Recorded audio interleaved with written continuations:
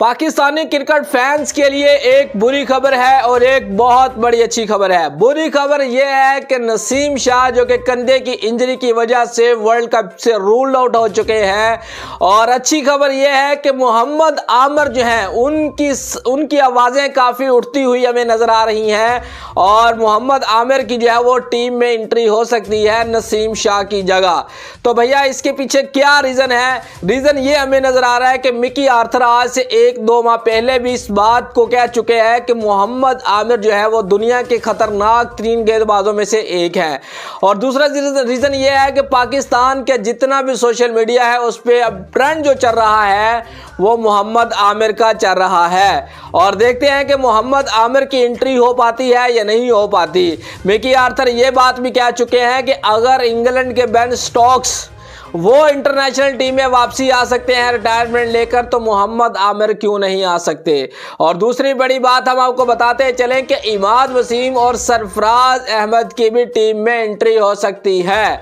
अगर ये तीनों खिलाड़ी पाकिस्तान की टीम में एंटर हो जाते हैं, मोहम्मद आमिर, इमाद वसीम और सरफराज अहमद, तो पाकिस्तान की टीम एक बार फिर मजबूत होकर उभरेगी और वर्ल्ड कप के अंदर हमें एक नए रूप के साथ देखने को मिलेगी।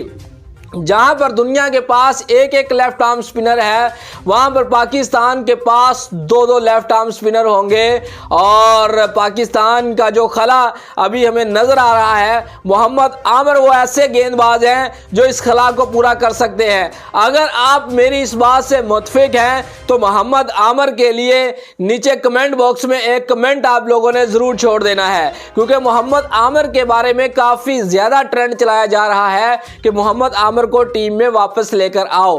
और अब देखते हैं कि पाकिस्तान के कोचेस, पाकिस्तान की मैनेजमेंट इस बात को किस तरह से लेती है। क्या मोहम्मद आमिर की वापसी हो सकती है या नहीं। और एक और बड़ी खबर आपको बताते चले कि मोहम्मद हसनैन, जिसको बोला जा रहा था कि वो आ सकते हैं नसीम शाह की जगह, लेकिन नहीं, वो इंजरी के मसाइल उनको भी सामना है इंजरी का, और वो भी जो है वो नसीम शाह का खला पूरा नहीं कर सकते। तो यहां पर सिर्फ पाकिस्तान के पास बचे हुए हैं 2 ऑप्शन। एक तो ऑप्शन ये बचा हुआ है कि हसन अली की वापसी हो सकती है, और दूसरा ऑप्शन ये है कि मोहम्मद आमिर की वापसी हो सकती है। भारत की विकेटें, हिंदुस्तान की विकेटें जिस तरह की है, वहां पर मोहम्मद आमिर जो है वो पाकिस्तान के लिए बहुत अच्छे साबित हो सकते हैं। मोहम्मद आमिर ऐसे गेंदबाज हैं जिन्होंने 2016 में T20 वर्ल्ड कप के अंदर भारत का जो टॉप ऑर्डर था वो उड़ा के रख दिया था। उसके बाद 2017 की चैंपियन ट्रॉफी में अगर देखा जाए तो मोहम्मद आमिर ने भारतीय टीम का टॉप ऑर्डर जो है वो उड़ा के रख दिया था।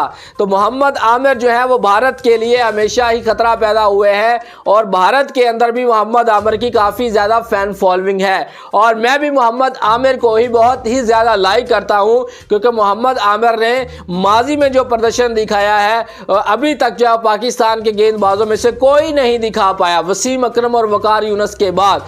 तो भैया देखते हैं कि मोहम्मद आमिर जो है वो अपनी टीम में जगह बनाने में कामयाब हो भी जाते हैं या नहीं। हालांकि मोहम्मद आमिर ने अपने हालिया इंटरव्यू में भी ये बात कह दी है कि अगर पाकिस्तानी टीम को मेरी ज़रूरत होगी तो मैं हाजिर हूं, मैं रिटायरमेंट वापस ले सकता हूं। मोहम्मद आमिर इन दिनों में CPL खेलते हुए नजर आ रहे हैं, और पाकिस्तान क्रिकेट बोर्ड की नज़रें भी मोहम्मद आमिर के ही ऊपर जमी हुई हैं।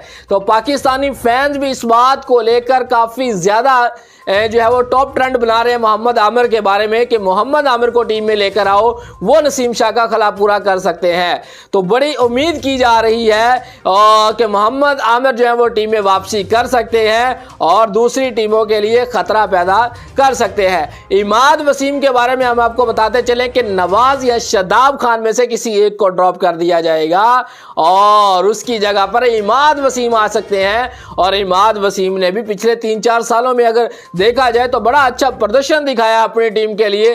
जितनी भी लीग्स में देख लें, इमाद वसीम ने बहुत ही अच्छी बैटिंग भी की है, बॉलिंग भी की है, PSL में बड़ी अच्छी गेंदबाजी की, बॉलिंग भी की, और देखा जाए तो एशिया कप में भी इमाद वसीम की जगह बनती थी। खैर जो भी होता है वो अच्छे के लिए होता है। अगर पाकिस्तान की टीम को भारत से 228 रन से बड़ी शिकस्त मिली है तो इस शिकस्त से पाकिस्तान को बहुत कुछ सीखने को मिलेगा।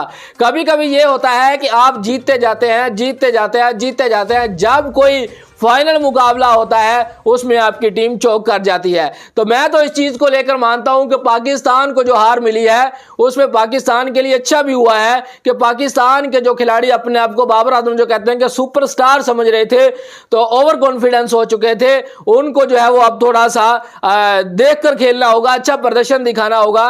तो ये एक भी पाकिस्तानी खिलाड़ियों के लिए सबक था जो पाकिस्तानी खिलाड़ियों ने सबक हासिल किया।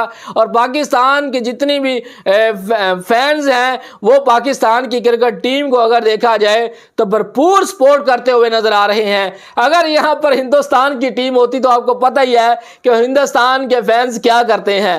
तो भैया ये थी हमारी आज की वीडियो। अगर आपको पसंद आई है तो वीडियो को लाइक जरूर करें। अगर आप लोगों ने हमारे चैनल को सब्सक्राइब नहीं किया तो एक दफा जाकर हमारे चैनल को जरूर सब्सक्राइब करें। नेक्स्ट वीडियो में आपसे फिर मिलेंगे, तब तक के लिए आप लोगों ने अपना रखना ख्याल और हमें देनी है इजाजत। Good bye.